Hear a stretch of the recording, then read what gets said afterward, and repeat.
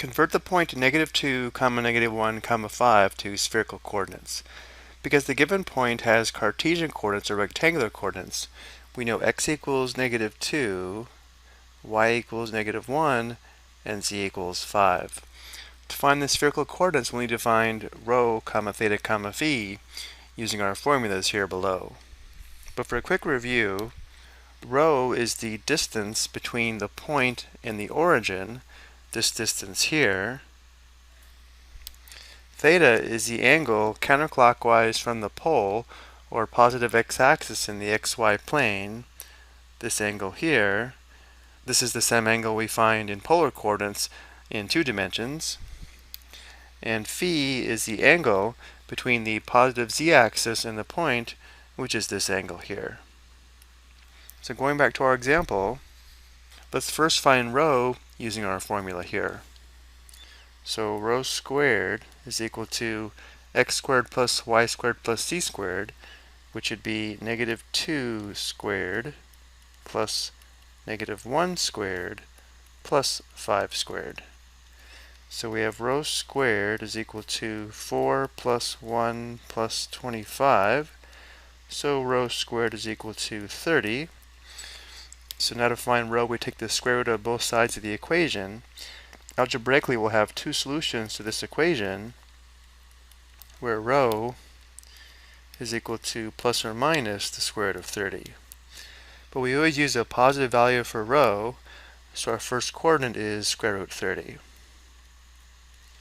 Notice how from the directions we could find a decimal approximation for the square root of 30 and then round to 1 decimal place, but let's go ahead and give the exact value. And now we'll find our angle theta. We need to be careful though to make sure we find angle theta in the correct quadrant. To make sure we do this, let's plot the point -2, -1 in the xy plane.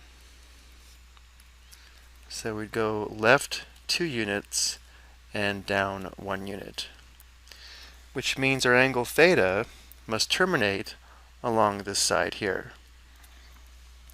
Now, of course, there's an infinite number of angles that terminate along this side here, but we are asked to find a positive value for angle theta.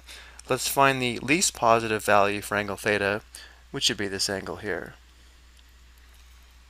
And tangent theta is equal to y divided by x, so tangent theta is equal to -1 divided by -2, which equals +1/2.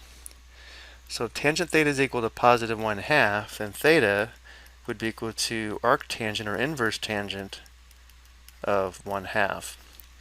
And now we'll go to the calculator. Let's first make sure we are in radian mode, so we'll press the mode key. Notice radian is highlighted, so we'll go back to the home screen.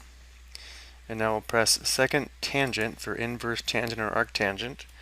1 divided by 2, close parenthesis, and enter. Now notice how the calculator is giving us an angle here that terminates in the first quadrant, not in the third quadrant. But we can use this angle to find the angle we're looking for in the third quadrant. So let's go ahead and sketch this angle first, which is approximately 0.4636 radians.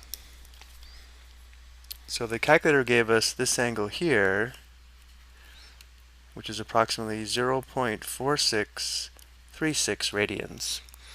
Well, the angle that has the same tangent function value as this angle here in the third quadrant would have the same reference angle. So our angle has a reference angle of 0.4636 radians, which means our angle theta is going to be equal to, or approximately equal to, the reference angle of 0.4636 plus half a rotation, or plus pi radians.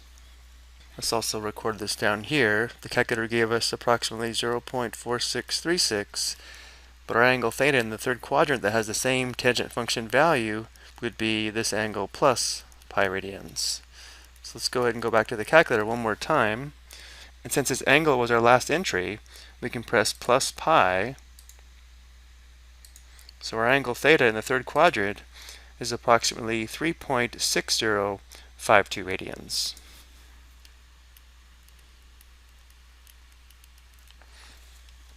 And again, following the directions from the question, running to 1 decimal place, we'd say theta is approximately 3.6 radians. And now let's find phi, where cosine phi is equal to z, which is positive 5, divided by the square root of x squared plus y squared plus z squared, which is just rho, which should be the square root of 30. So if cosine phi is equal to 5 divided by square root of 30, then phi is equal to inverse cosine or arc cosine of 5 divided by square root of 30. So now we'll go back to the calculator, and we'll enter second cosine 5 divided by square root 30, right arrow, close parenthesis, and enter. So phi is approximately 0.4205 radians. And for our homework, we'll enter approximately 0.4 radians.